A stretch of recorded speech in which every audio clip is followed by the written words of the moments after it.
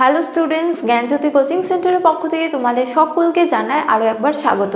তো স্টুডেন্টস, আজকে আমরা যে বিষয় নিয়ে আলোচনা করব তা হলো কি হরপ্পা সভ্যতার নগর পরিকল্পনা নিয়ে।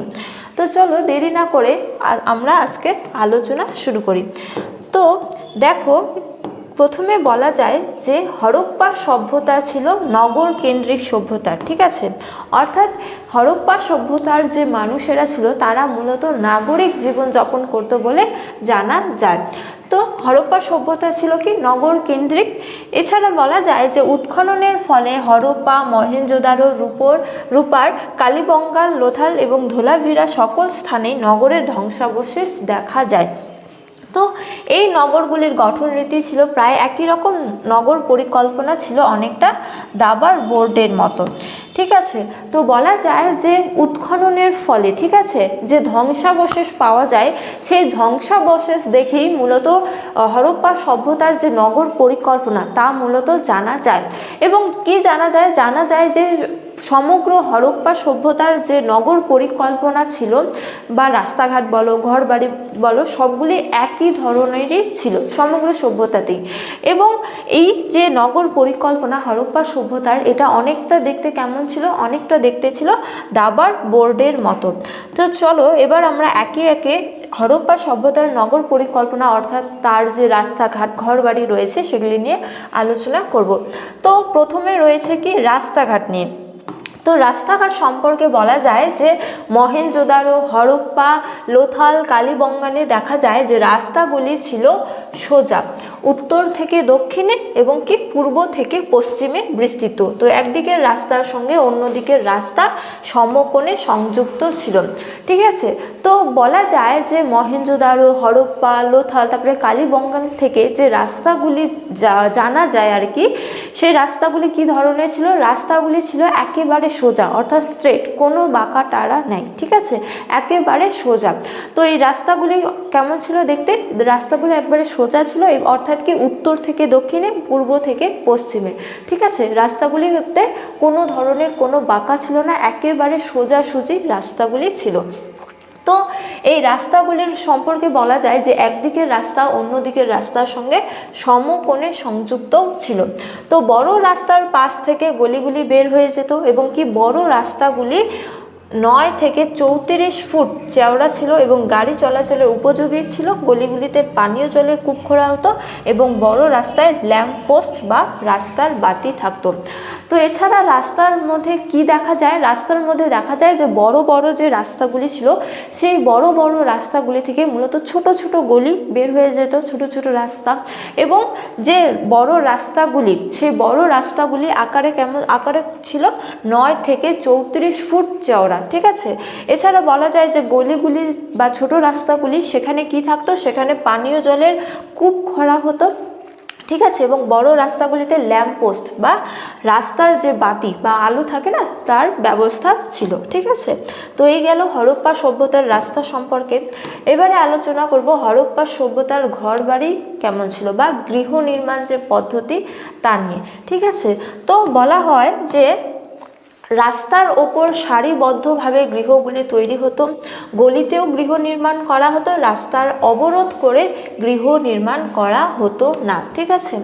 যে বড় বড় রাস্তা, সেই বড় বড় রাস্তাগুলির একেবারে পাশে সারিবদ্ধভাবে গৃহগুলি নির্মাণ করা হতো।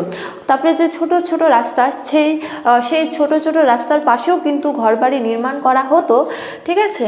কিন্তু রাস্তা অবরোধ করে কখনোই কেউ ঘর নির্মাণ করতো না বা গৃহ নির্মাণ করতো না, ঠিক আছে।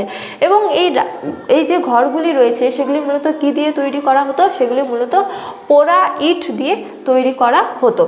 তো দেখো, এই যে হরপ্পা সভ্যতার ঘরগুলি সেগুলিকে মূলত কয়েকটি ভাগে বিভক্ত করা হয়। যেমন দেখো, বৃহৎ প্রাসাদ, তারপরে বাড়ি, বাসগৃহ, স্নানাগার, দুর্গ, এই কয়েকটি ভাগে কি করা হয়, বিভক্ত করা হয়, ঠিক আছে, শ্রেণী বিভাগ করা হয়। সমস্ত বাড়িগুলিকে কয়েকটি শ্রেণীতে বিভক্ত করা হয়। যেমন কিছু কিছু রয়েছে বৃহৎ প্রাসাদ, কিছু কিছুকে বলা হয় কি বাড়ি, আবার কিছু কিছু রয়েছে বাসগৃহ, কিছু কিছু স্নানাগার আর কি দুর্গ, ঠিক আছে। তো এক্ষেত্রে বলা হয় যে বাসগৃহ গুলি বিভিন্ন আকৃতি ছিল। 2 কামরাযুক্ত ছোট গৃহ থেকে 30 কামরাযুক্ত বিরাট প্রাসাদ হরপ্পা সংস্কৃতিতে দেখা যায়। কোনো কোনো বাড়িতে কয়েকটি তলা ছিল, ওপরে তলায় যাওয়ার জন্য মজবুত সিঁড়ি ছিল। অধিকাংশ বাড়িতে একটি আঙিনা, 3 থেকে 4টি কক্ষ, একটি স্নানাগার ও একটি পাকশালা থাকতো। ঠিক আছে, তো হরপ্পা সভ্যতায় আমরা যে ঘর বাড়ি দেখতে পারি তা কেমন, তা মূলত একেবারে ছোট সাধারণ ঘর থেকে শুরু করে একেবারে বৃহৎ প্রাসাদ, যেমন 30 কামরাযুক্ত বৃহৎ প্রাসাদেরও সন্ধান পাওয়া যায় হরপ্পা সভ্যতায়। তো বলা হয় যে কোনো কোনো বাড়িতে কয়েকটি তলা বিশিষ্ট ছিল, কোনো কোনো বাড়ি, ঠিক আছে, এবং উপরে তলায় যাওয়ার জন্য কি মজবুত সিঁড়িরও ব্যবস্থা ছিল। এছাড়া বলা যায় যে অধিকাংশ গৃহগুলিতে কি দেখা যায়, অধিকাংশ গৃহগুলি দেখা যায় যে 3 থেকে 4টি কক্ষ, একটি আঙিনা এবং কি একটি পাকশালা ও একটি স্নানাগার নিয়ে গঠিত হয়েছে বলে দেখা যায়। ঠিক আছে, তো বলা হয় যে কোনো কোনো বাড়িতে জল সরবরাহের জন্য নিজস্ব কূপ থাকতো। বাড়িগুলির সামনের দিকে অর্থাৎ রাস্তার দিকে কোনো দরজা জানলা থাকতো না।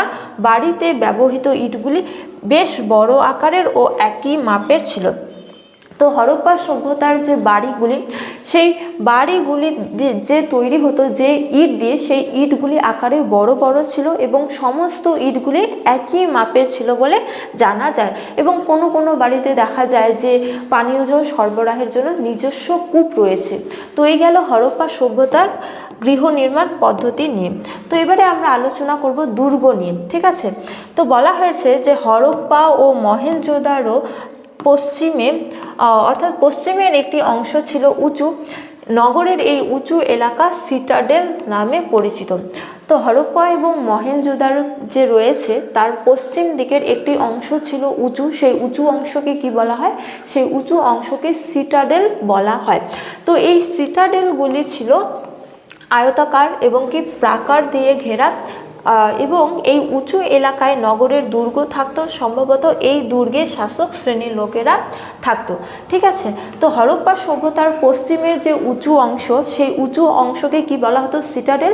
এবং সেই যে সিটাডেল, সেই সিটাডেলে মূলত হরপ্পা সভ্যতার দুর্গগুলি থাকতো। এবং এই দুর্গগুলিতে কারা বসবাস করত, এই দুর্গগুলিতে মূলত শাসক শ্রেণীর লোকেরা বসবাস করত বলে জানা যায়।